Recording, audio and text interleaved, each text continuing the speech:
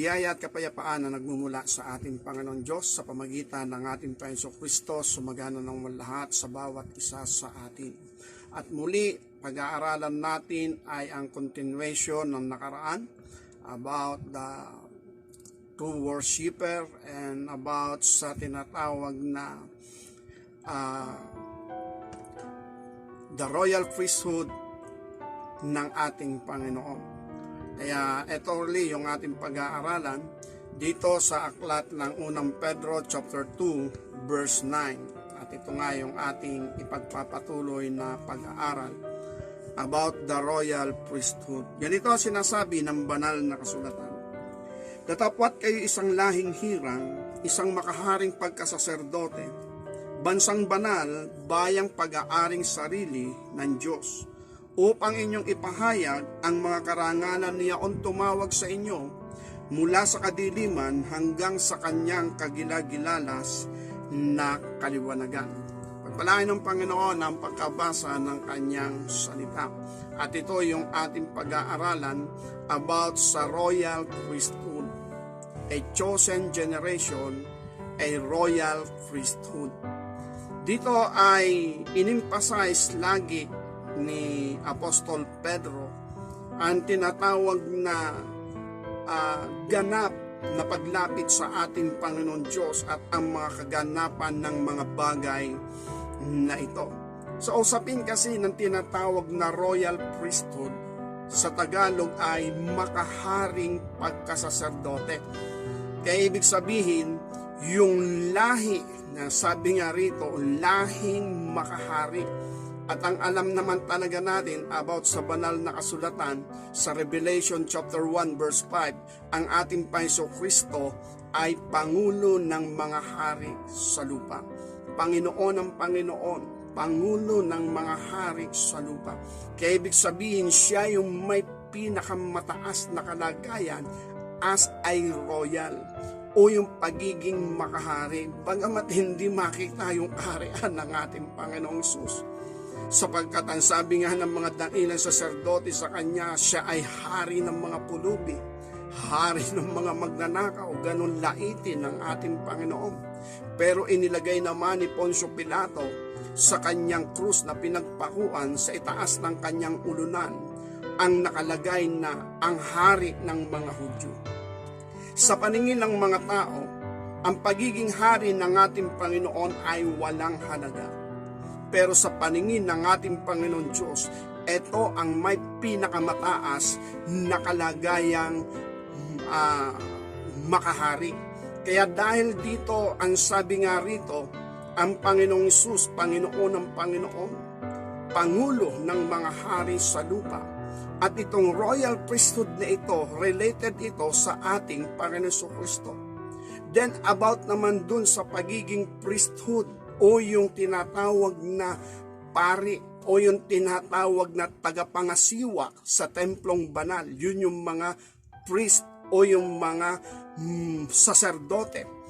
Ang pagiging priest o pagiging saserdote ng ating Panginoong Kristo ay binanggit sa aklat ng Hebreo chapter 5 at verse chapter 7 na ito ay ayon sa pagkasaserdote ni Melchizedek.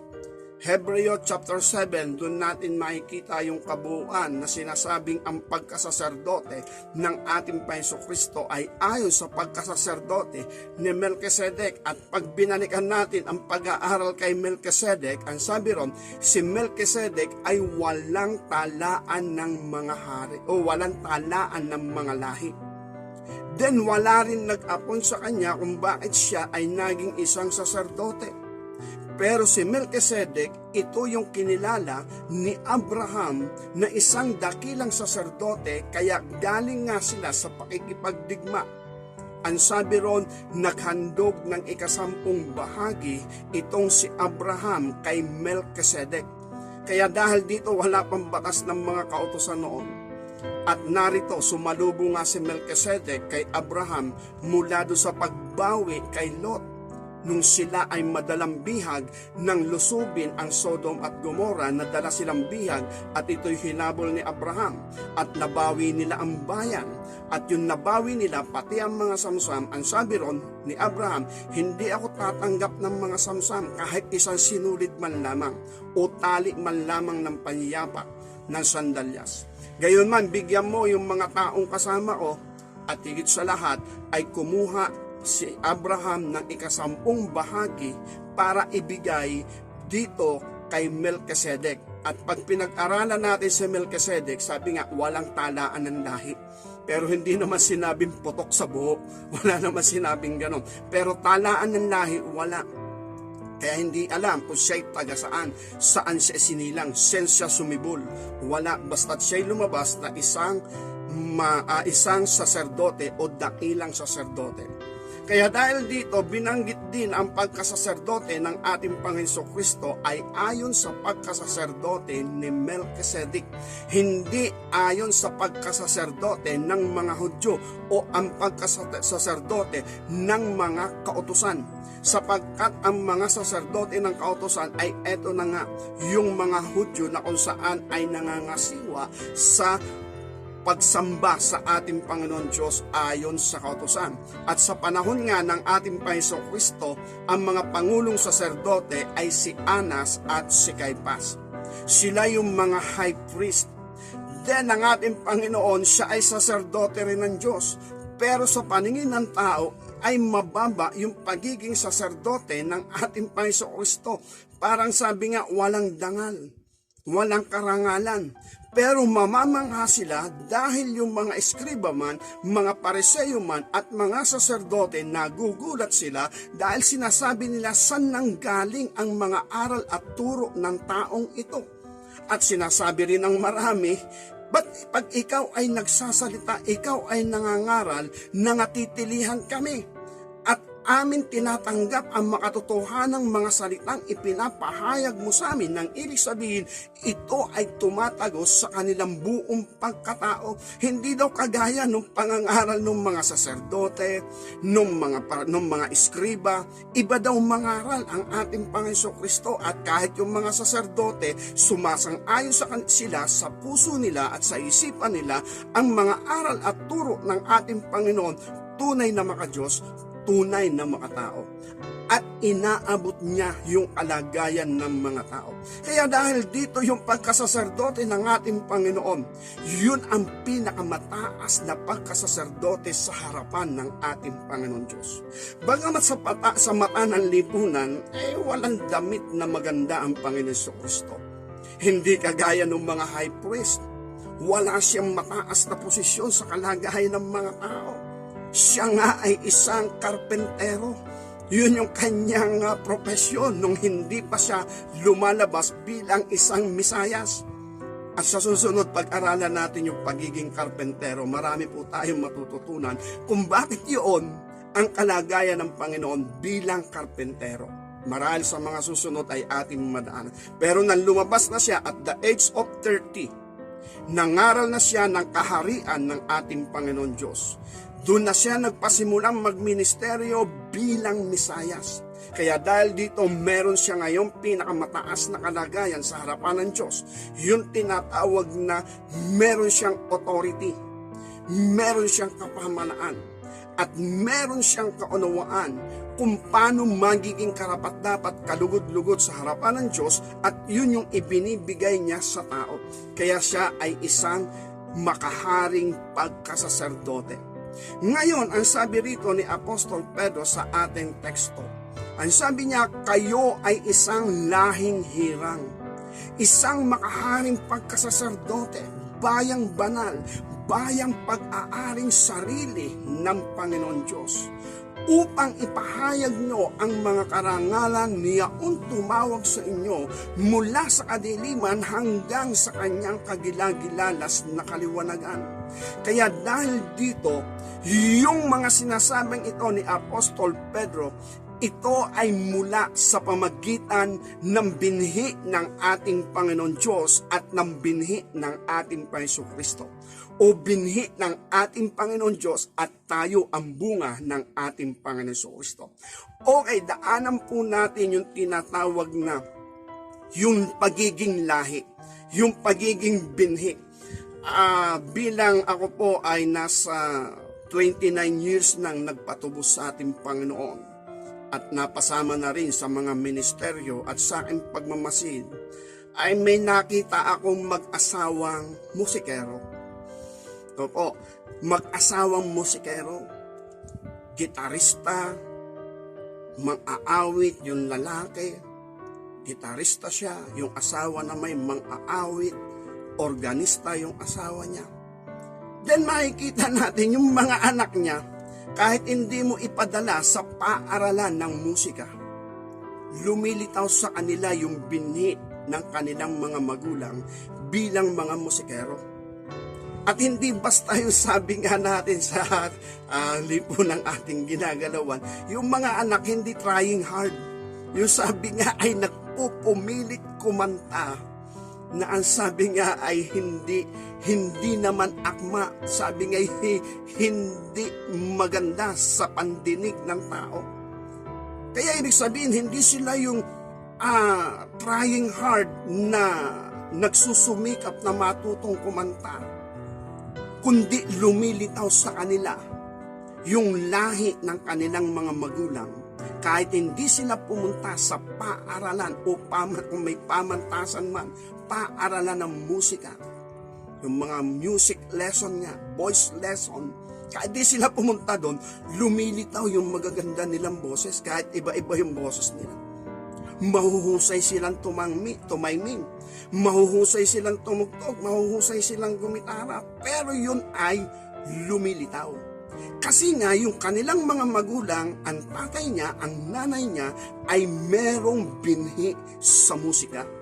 Kaya nga yung musika, kaloob talaga yan eh. Dahil marami nagpupumilit na sabi nga ay matutong umawit at magbigay ng mabuting awit, mabuting boses o tinig para sa mga tao. Kaya lang sabi nga ay wala yung kaloob, wala yung talent. Kaya kung ikukumpara natin ito sa ating Panginoon Kristo, maging sa ating Panginoon Diyos, yung binhi kasi ng pagiging makahari, hari, pangulo ng mga hari sa lupa, ang ating Panginoon Kristo ang tinutukoy doon, pero ang kanyang Ama, ang Diyos na makapangyarihan sa lahat, siya ang matuwid, siya ang banal. Siya yung nagrurul sa lahat, siya yung makapangyarihan. Kaya dahil dito, kung titingnan natin kung ang ating Panginoon Kristo bugtong na anak ng ating Panginoon Diyos, walang pinagkaiba ang anak at sa Ama. Iisa lamang talaga sila. Bagamat siya o sila, sabi nga, ang ating Panginoon Kristo, siya ang salita, ang berbo ng Diyos. Na sa pamagitan ng salita, nalikha ang lahat ng bagay sa ibabaw ng lupa. Kaya yung berbo, creator din. Then yung berbo, nagkatawang tao. At sa usapin ng kabanalan, kapamahalaan, walang pinagkaiba yung anak at yung ama. Then eto ngayon, ang isang pagkakataon na pwedeng mangyaring maganap sa buhay ng tao, lalo na sa panahon natin ngayon, mula nang tayo'y tubusin ng ating Panginoon Kristo, ay pwedeng mangyari sa ating buhay, sa bawat isa sa atin, na tayo ay mapalakip sa plano at layunin ng ating Panginoon Diyos, na tayo ay maging anak niya. Then, kung tayo magiging anak niya, yun yung magiging lahi natin, royal priesthood, isang makaharing pagkasaserdote. Hindi pwedeng maghiwalay yung dalawang yun. Makaharing pagkasaserdote, yung tinatawag na royal priesthood.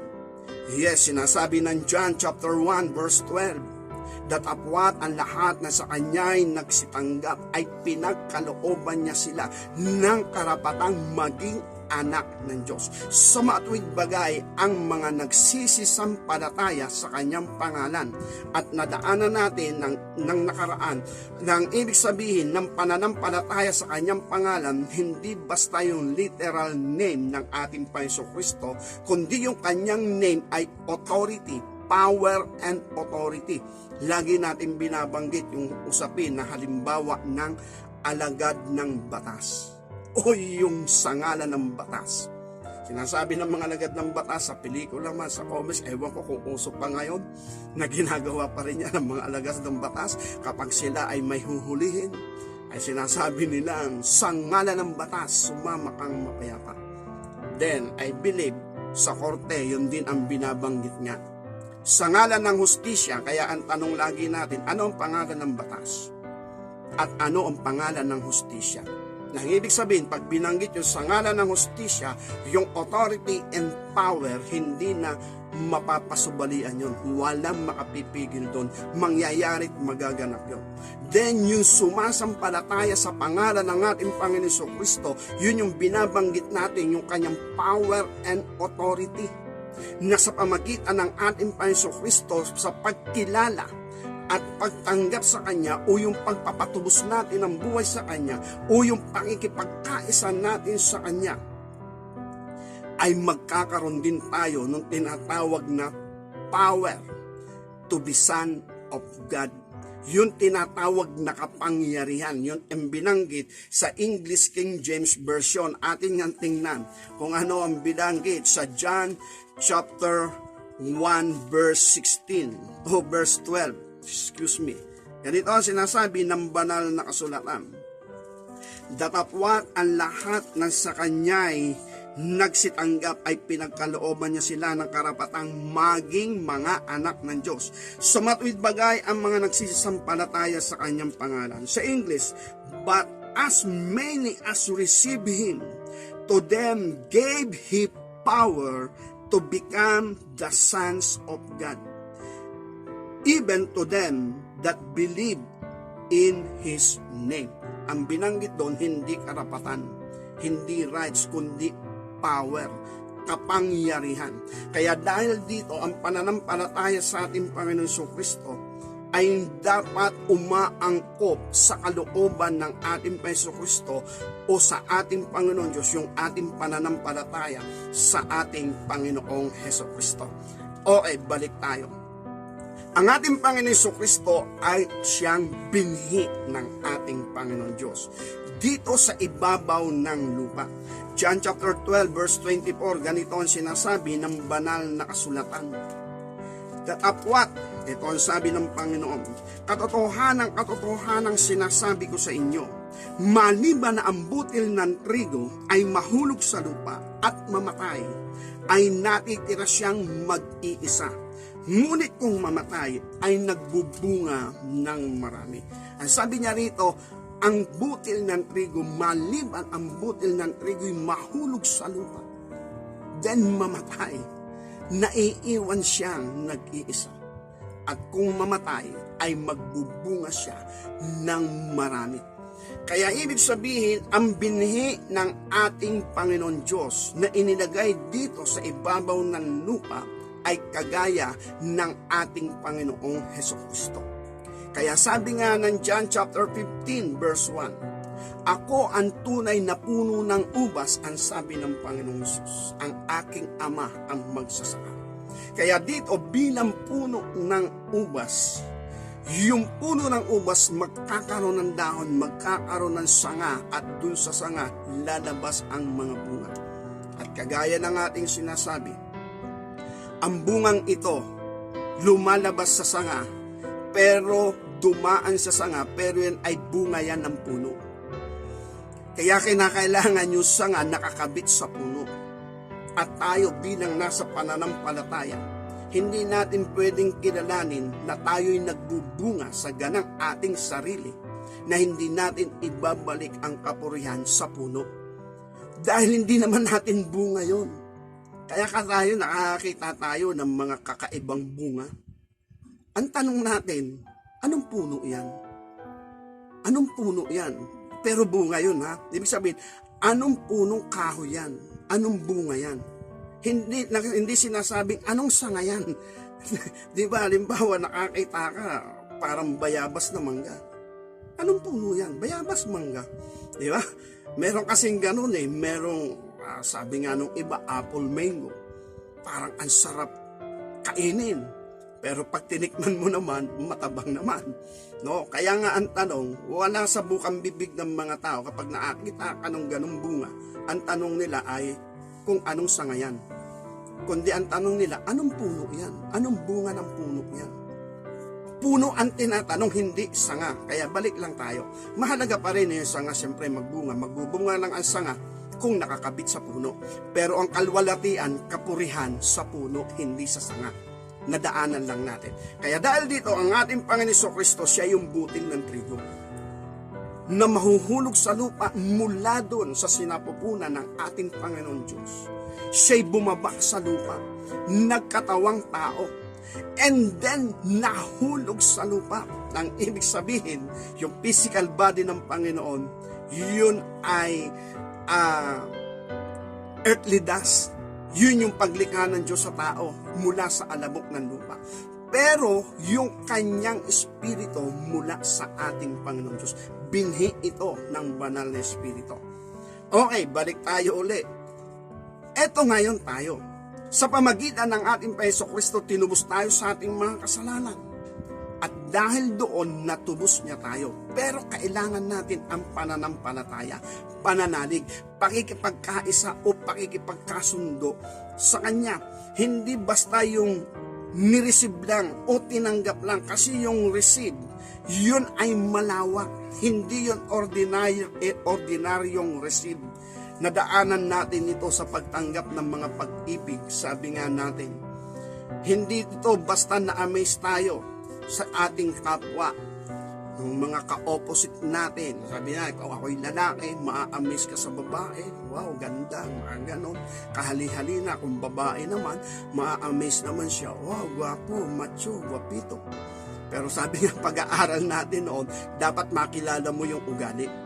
Dahil dyan yan magsasama ng matagal, hindi sa ganda, hindi sa gwapo-gwapo, dahil pagtanda niyan, kumulubot yan, o kaya tumaba na yan, o kaya sa isang pangyayari, nagkasakit, nangulubot na ang mga balat, paano yung pag-ibig? Wala.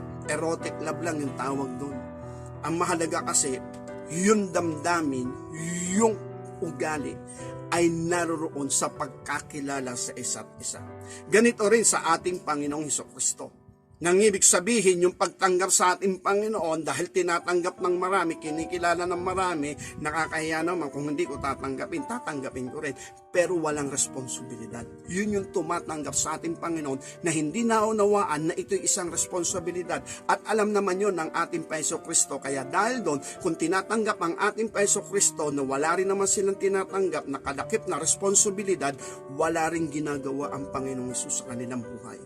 Kaya nga sinasabi natin kung sino yung mga blessed, mga uhaw sa katotohanan, mga bagbag ang kalooban, humahanap ng kaayusan sa buhay at ang nakikita nila na makapagbibigay kasagutan ng mga ito, walang iba kundi ang manunubos, ang ating Panginoong Kristo. At yan naman ang sinasabi ng Isaiah chapter 61, verse 1 hanggang doon sa verse 14, marahil hanggang verse 15. Kaya dahil dito, ito yung ating makikita, ito yung ating mapapansin. Ibinigay ng ating Panginoon Diyos ang kanyang buktong na anak na si Jesus upang ang sino man sumampalataya sa kanya huwag mapahamak kundi magkaroon ng buhay na walang hanggan. At dahil dito, ang Panginoong Jesus ay magbubunga. Sigurado yon, hindi pwedeng hindi. Kaya dahil dito, kung ang ating Panginoong Kristo ay magbubunga, ang sabi nga ng Romans chapter 8, verse 29 to 30, nakikilala na ng ating Panginoon Diyos nung una pa man yung mga itinalaga na niya. At yung mga itinatalaga niya, tinatawag niya. At yung mga tinatawag niya, niluluwalhati rin naman niya. Kaya ibig sabihin, yung mga nakikilala niya nung una pa man ay itinatalaga niya upang maging kagaya ng larawan ng kanyang buktong na anak. O larawan ng ating Panginoon Kristo, doon niya yun itinatalaga, pero kailangan pa rin tawagin. Yun yung plano ng ating Panginoon. Na ang sabi ron, upang siya ang maging larawan o maging panganay sa maraming magkakapatid. upang ang ating Panginoon Kristo ang maging panganay sa maraming magkakapatid. Kaya nga ibinibigay din sa atin yung kapangyarihan, kapamalaan, yung karapatan na maging anak ng Diyos. At yung pagiging anak ng Diyos natin, yan ay may kalakip na binhi ng royal priesthood. Holiness and righteousness, yung matuwid, isang makaharing pagkasaserdote. Hindi dahil nagpamembro sa isang samahan, dahil yung kaibigan mo inaya ka sa kanila simbahan. At dahil dito nakita mo naman na parang masasaya sila.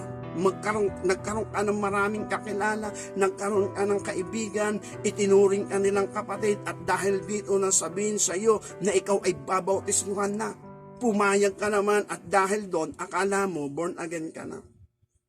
Dahil born again yung nasamahan mo. Pero yung binhi mo, wala pa doon yung pakaharing pagkasaserdote. Ang magbibigay niyan ay ang ating Panginoon Diyos sa pamagitan ng ating Panginoon Kristo, at yan ay proseso.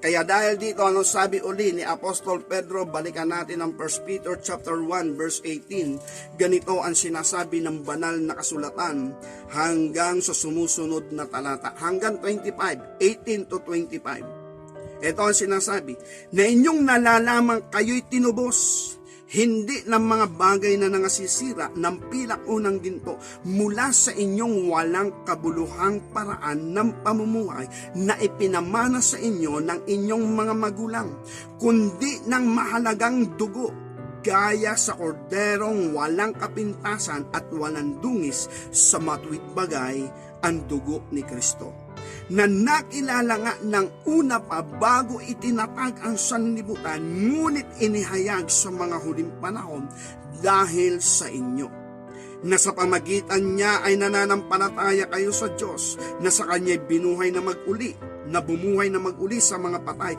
at sa Kanya'y nagbigay ng kaluwalhatian upang inyong pananampalataya at pag-asa ay mapa sa Diyos. Hiyamang nilinis nyo ang mga kaluluwa sa inyong pagtalima sa katotohanan, sa pag-ibig na hindi pa kunwari sa mga kapatid, ay mangag-ibigan kayo ng buong ningas ng inyong puso sa isa't isa.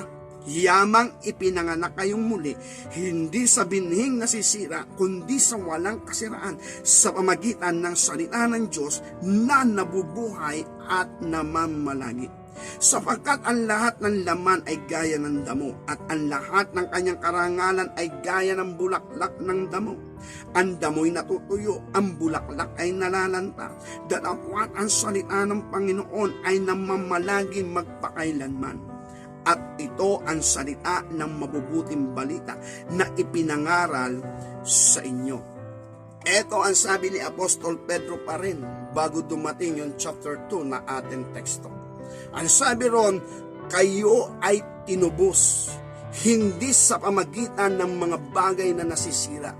Tinubos kayo hindi sa pamagitan ng pilak o ginto. Tinubos kayo sa pamagitan ng walang kasiraan, sa mga tuwid bagay, ang dugo ng kordero, ang dugo ng Panginoon Kristo, na malinis, walang dungis at walang kapintasan. Kaya ang sabi rin dito, yamang ipinanganak kayo, hindi dahil sa binhing nasisira, kundi sa walang kasiraan, sa pamagitan ng salita ng Diyos. Verse 23, na nabubuhay at namamalagi. Ang bulaklak daw ng damo at ang mga halaman at mga damo nalalanta, lumilipas, pero ang salita ng Diyos ay namamalagi. At ang salita nga daw ito ay ang mabubuting balita na ipinapangaral sa inyo. Kaya ibig sabihin, ito yung gospel, ito yung mabubuting balita, ito yung salitang ipinapahayag na may kalakip na katotohanan, na naroon yung katwiran at pag-ibig ng ating Panginoon Diyos para sa tao. Kaya anong sabi ni Apostol Pedro, ayon sa mga talatang ating binasa, kayo'y ipinanganak na muli sa pamagitan ng binhing hindi nasisira, sa mga tuwid bagay, ang salita ng Diyos na namamalagi magpakailanman, nabubuhay at namamalagi. Kaya sa ibang kasulatan may binanggit din ang banal na kasulatan, ang sa ating Panginoon Kristo may sabi. Ang sabi ron, langit at lupa lilipas, datapwat ang salita ng Diyos mananatili magpakailanman. At doon tayo iniluwan sa pamagitan ng mabubuting salita ng Diyos. Nang ibig sabihin, ang paghahayag ng katotohanan ng plano ng ating Panginoon Diyos na kanyang ginawa na sa pamagitan ng ating Jesucristo, at inihahayag din niya kung ano ang meron dito, kung bakit meron bagong tipan. At dito nga nakapaloob yung tinatawag na pagiging isang anak ng Diyos. Kaya may tala sa banal na kasulatan, tayo ay kapatid ng ating Jesucristo. Gaya ng ating sinabi kanina sa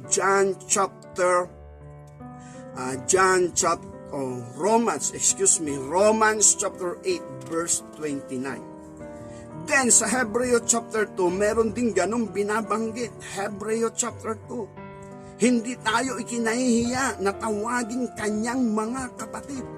Hindi tayo kinahihiya ng ating Panginoon Kristo. Kaya dahil dito, ang salita ng katotohanan, ang salita ng Ebanghelyo o ang tinig ng Ebanghelyo ay may kalakip na biyaya at kapangyarihan. At yung kapangyarihan yon ay napakahalagang mangyari sa ating buhay. Hindi po natin kayang gawin na tayo po ay maging lahi na makasaserdote na gaya ng Panginoon. Hindi natin kaya yun. Pero kaya ng Diyos. Siya ang may proseso, siya ang may paraan. Higit sa lahat, yung authority na kung saan meron ng ating Panginoon, hindi rin natin kaya na magkaroon tayo ng ganong authority. Pero kayang bigyan tayo ng ating Panginoon. Then, ano yung authority na ito? Kagayang pinag-aralan natin, gaya yan ng liwanag laban sa dilim. Yun yung pinakang authority na ating sinasabi, kasi sa sanlibutan namulat ang mga maraming tao, gaya doon sa lumang tipan, yung digmaan ba? Kaya nga ang Panginoon Diyos ay tinawag na Lord of the Host, Panginoon ng mga hukbo, kasi nakikisangkot sa digmaan ng ating Panginoon Diyos. Nakikisangkot siya, nakikidigma din siya, ipinaglalaban niya ang bansang Israel. Pero pagdating ng Jesucristo, wala nang ganon. Kundi paano pagkakaisahin ng ating Panginoon ang bawat tao gaya nga ng Hudyo at ng Samaritano. Nakikipag-fellowship ang ating Panginoong Hesus sa mga Samaritano. Bagay na hindi ginagawa ng mga Hudyo, pero sinimulan na ng ating Panginoong Kristo. Kaya nga doon sa Book of Acts chapter 10, nakipag-usap ang ating Panginoong Diyos kay Pedro na kung saan ay may darating na mga hintil at siya'y ipagsasama, sumama siya. Huwag siyang magtatangi ng tao. Huwag niyang ipalalagay na ang mga taong ito'y makasalanan, kundi sumama siya. Kaya dahil dito, naranasan din ni Apostol Pedro na sumama sa mga hintil at makisalamuha sa mga hintil, sapagkat ito si Cornelio na nakalulugod sa Diyos ay isang hintil. At ito nga yung proseso, kung titingnan natin, ito yung panahon natin ng pagbubuklod, ng pagkakaisa, sapagkat yan ang layunin ng ating Panginoon, buklurin ang lahat ng tao ng isang damdamin lamang bilang kapwa-tao. Kaya dahil dito, eto pa rin yung sinasabi ng banal na kasulatan bilang a royal priesthood. Ang mga royal priesthood, ipinanganak yan ng Diyos sa pamagitan ng ating Panginoong Jesucristo. 1 John chapter 5, ganito ang sinasabi ng banal na kasulatan. Nasa na yun? 1 John chapter 5 verse 1. Sino mang nananampalataya na si Jesus ang siyang Kristo ay ipinanganak ng Diyos. Ang bawat umiibig sa nanganak ay umiibig din naman sa ipinanganak. Sa English, whosoever believeth that Jesus is the Christ is born of God, and everyone that loveth him that begat loveth him also that is begotten him. Meron ditong binanggit na born of God, ipinanganak ng Diyos. At ito ulit, daanan ulit natin yung 1 John chapter 3 verse 9. Ganito ang sinasabi, sino mang ipinanganak ng Diyos ay hindi nagkakasala, sapagkat ang kanyang binhi ay nananahan sa kanya, at siya'y hindi maaaring magkasala sapagkat siya'y ipinanganak ng Diyos. Sa English, whosoever is born of God doth not commit sin, for his seed remaineth in him, and he cannot sin because he is born of God.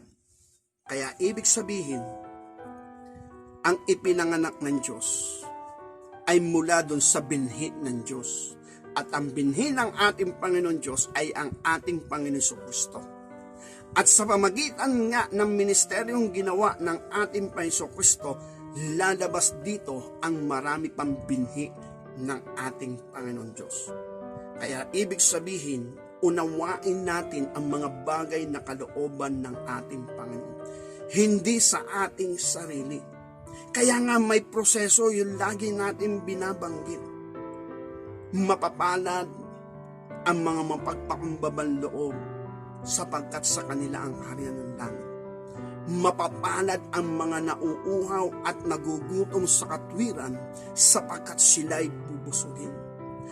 Mapapalad kayo kung kayo'y pinag-uusig at inaalimura ng mga tao dahil sa pangalan ng Panginoon Jesus.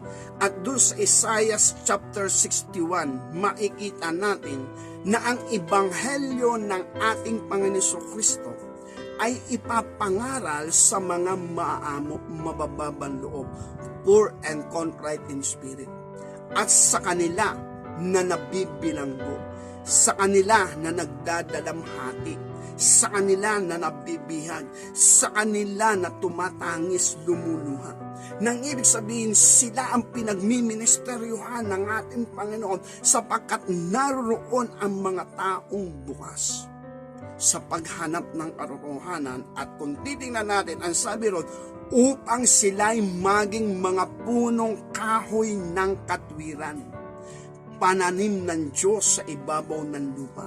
Kaya ibig sabihin, sa pamagitan ng ating Panginoon Kristo ay may lalabas na mga punong kahoy ng katwiran. Pero ang unang lumabas na punong kahoy ng katwiran, walang iba kundi ang ating Panginoon Kristo. At sa pamagitan ng ating Panginoon Kristo, siya'y magbubunga. Siya'y magmiministeryo, aabutin niya yung mga bagbag ang loob, aabutin niya yung mga nadadalamhati, mga tumatangis, mga lumuluwa, i-restore sila ng ating Panginoon. At pag na-restore sila ng ating Panginoon, sila daw ay magiging punong kahoy din ng katwiran ng ating Panginoong Diyos. Kaya dahil dito, kung sila'y mga punong kahoy ng katwiran ng Diyos, sila ay saserdote ng Diyos.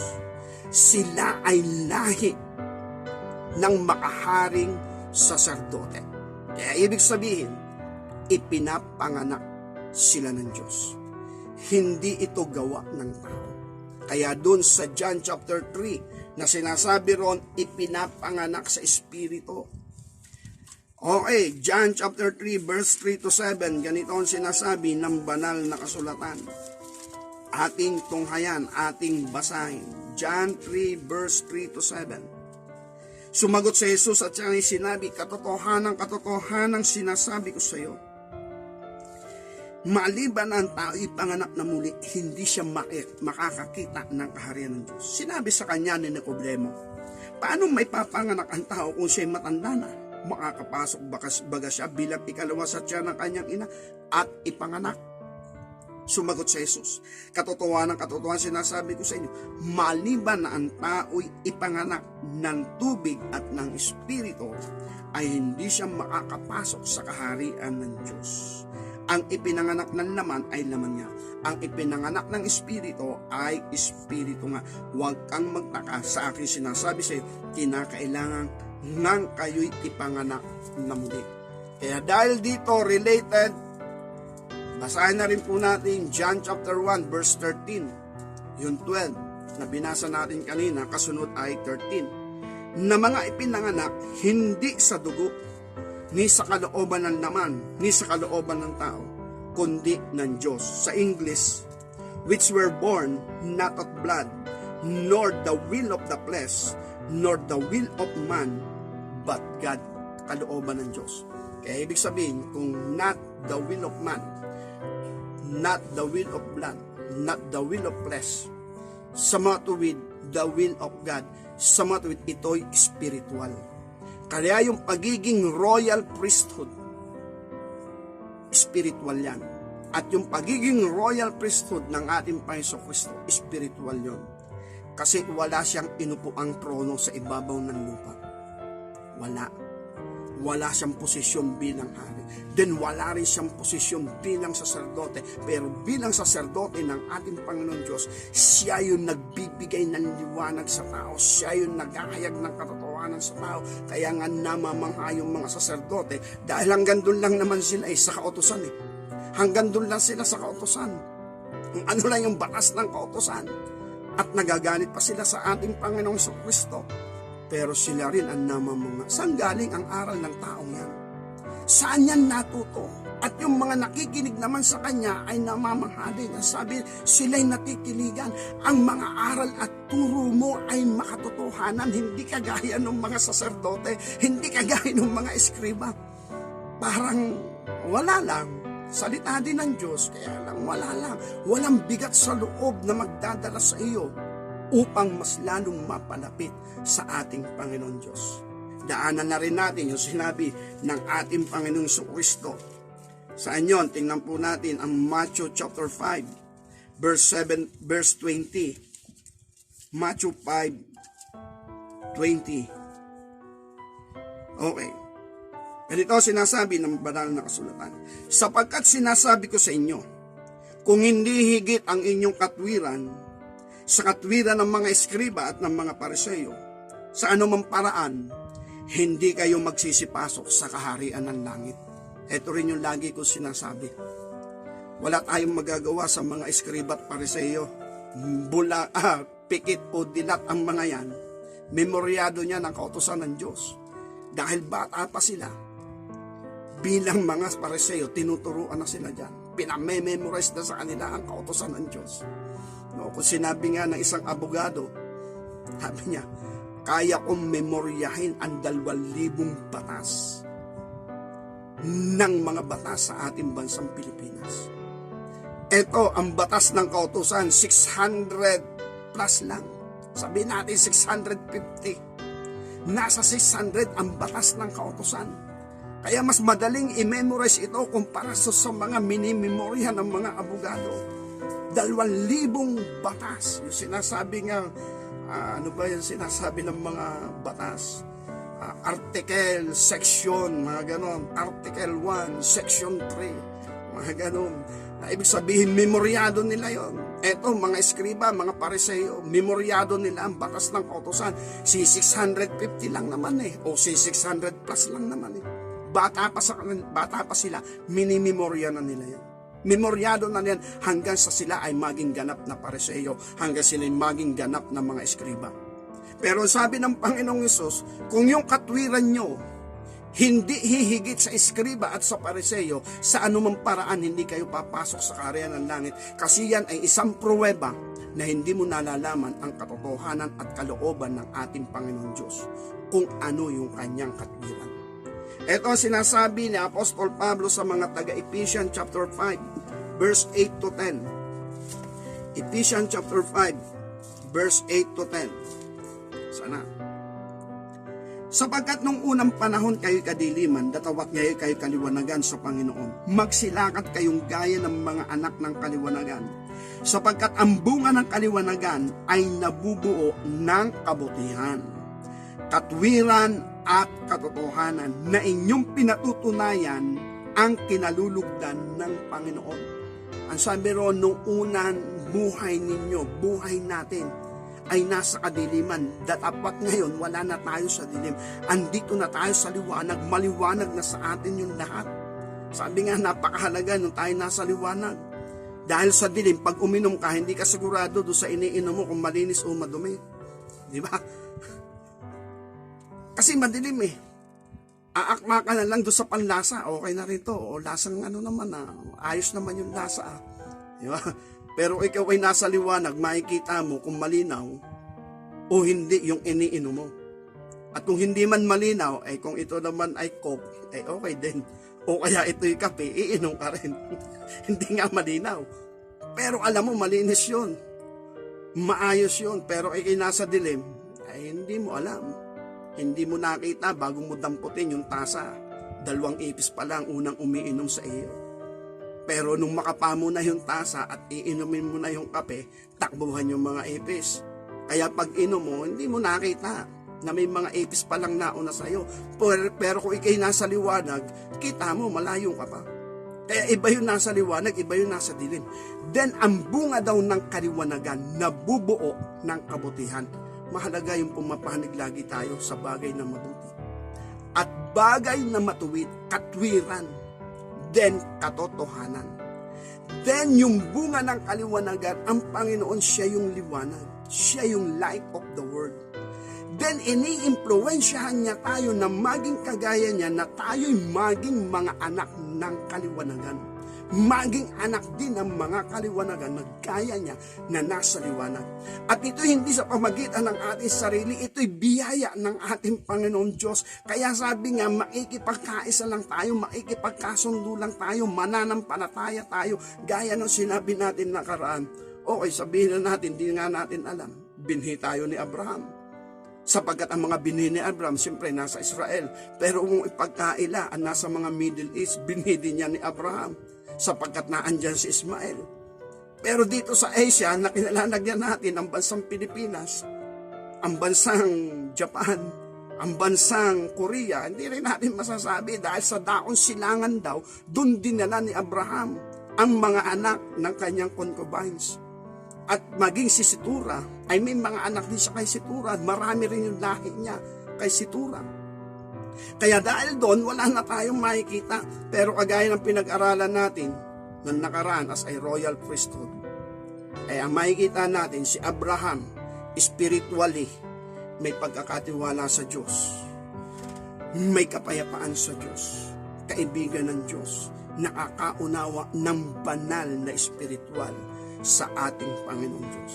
Kaya dahil dito, tayo man, anuman ang kalagayan natin, kung meron tayong paggalang sa Diyos na lumikha ng langit at lupa, at meron tayong pangunawa kahit maliit na hakbang, na ating nauunawaan ang mga bagay ng kalooban ng Diyos, hindi ka malayo sa kaharian ng Diyos. Sapagkat nakikita ka ng Panginoon, dahil doon tatawagin ka niya, aakayin ka niya. Kaya sabi nga na Romans chapter 8, tinatawag niya yung mga itinalaga niya. Dahil ikaw ay binhi ni Abraham, meron kang pananalig, may pagkauhaw sa puso mo patungkol sa kalooban ng ating Panginoon. Kaya dahil dito mga kapatid sa ating Panginoon Diyos, as a royal priesthood, hindi lang yan basta titulo. Yan ay katotohanan.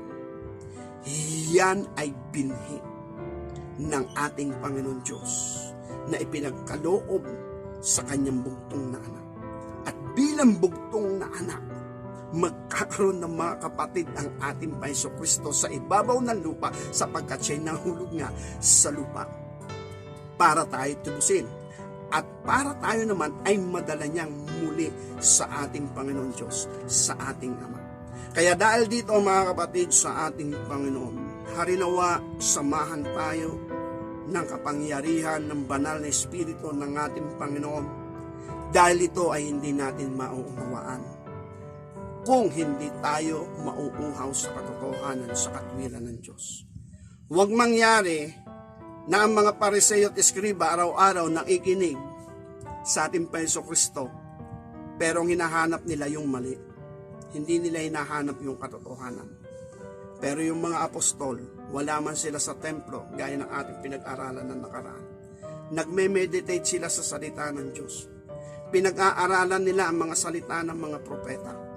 At dahil dito, nakikita sila ng ating Panginoon Diyos. Kaya sabi ng Panginoong Hesus kay Nathanael, bago katawagin ni Felipe, nakita na kita sa ilalim ng puno ng igos. Eh alam ni Nathanael, wala naman tao doon. Kaya nga siya doon pumupunta para mag-meditate. Tahimik, walang tao, walang istorbo. Nakikipag-ugnayan siya sa Diyos. Then nakikita naman siya ng ating Panginoon. Kaya dahil dito mga kapatid sa ating Panginoon, kaya ang programang ito ay Enlightenment Call.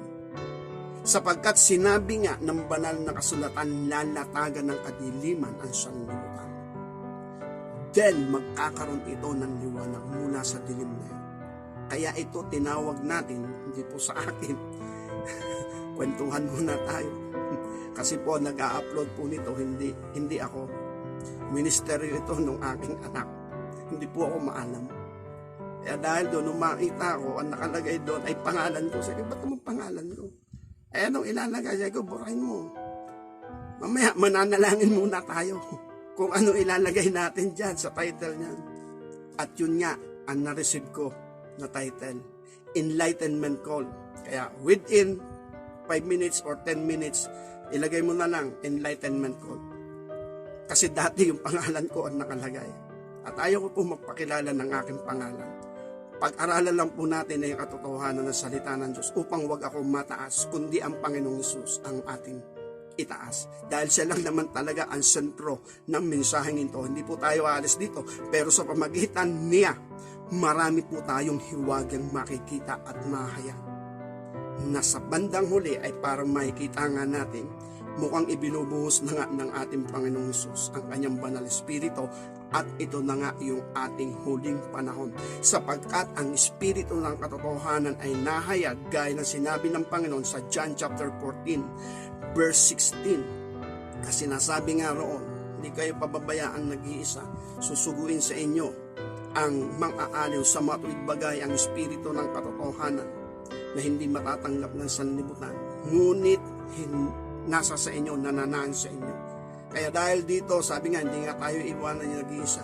At gayon man, verse 26, kung dumating ang espiritu ng katotohanan, siya ang magsasaysay sa inyo ng lahat ng mga bagay. Gayon din sa John chapter 16, verse 13, sa bandang itaas, 12 yata, ay sabi ng Panginoon, marami pa ako sasabihin eh.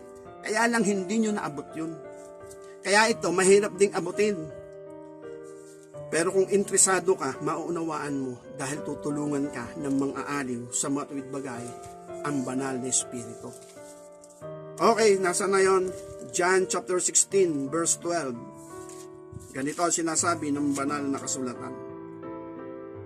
Meron pa akong maraming bagay sa inyo ay sasabihin, ngunit ngayon ay hindi nyo mga titiis. Gayunman, kung siya ang espiritu ng katotohanan ay dumating, papatnubayan niya kayo sa buong katotohanan, sapagkat hindi siya magsasalita mula sa kanya sarili, kundi ang anumang bagay na kanyang marinig. Ang mga ito ang kanyang sasalitain at kanyang ipapahayag sa inyo ang mga bagay na magsisidating. Kaya dahil dito mga kapatid sa ating Panginoon, patuloy tayong manalangin sa pamagitan ng banal na espiritu. At maangkin natin na meron pala tayong lahi na pwedeng mangyari sa atin. Isang makaharing pagkasaserdote, gaya ng pagkasaserdote ng ating Panginoong Kristo. Gaya ng pagiging otoridad na ibinigay sa ating Panginoon kapamalaan bilang hari. Nang ibig sabihin, gaya ng liwanag na dumadaig sa dilim. Hindi po madadaig ng dilim ang liwanag kailanman. Basta may liwanag, nadadaig niyan ang dilim. At dito tayo sa kaliwanagan, sa katotohanan at sa katwiran. Pagpalain nawa tayong lahat ng ating Panginoon Diyos, mangyari nawa ang mga plano at layunin ng ating Panginoon Diyos sa buhay ng bawat isa sa atin, at angkinin po natin ang magandang plano ng Diyos para sa bawat isa sa atin. At eto nga, hindi lang basta anak ng Diyos, hindi lang basta pinanganak ng Diyos, ang pruweba, we have a thinking or thought as a righteous. We have an emotion or heart as a holy. At yan yung bagong tipan. Pagpalain tayong lahat ng ating Panginoon Diyos. God bless po.